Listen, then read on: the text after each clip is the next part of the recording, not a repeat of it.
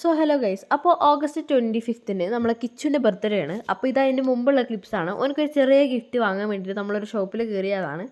എന്താണ് ഗിഫ്റ്റ് എന്നൊന്നും ഇപ്പോൾ പറയുന്നില്ല. അങ്ങനെ ഗിഫ്റ്റൊക്കെ വാങ്ങി നമ്മളത് പോയി സെറ്റാക്കിയിട്ട് റാപ്പൊക്കെ ചെയ്തു.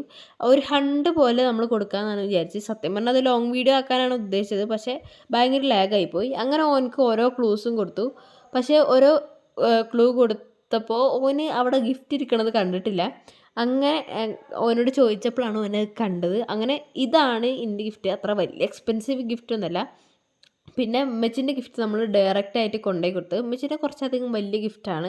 അങ്ങനെ ഓൻ ഭയങ്കര ഹാപ്പിയാണ്. ഇപ്രാവശ്യത്തെ ബർത്ത്ഡേക്ക് ഓനക്ക് കുറേ അധികം ഗിഫ്റ്റുകൾ കിട്ടിയിട്ടുണ്ട്.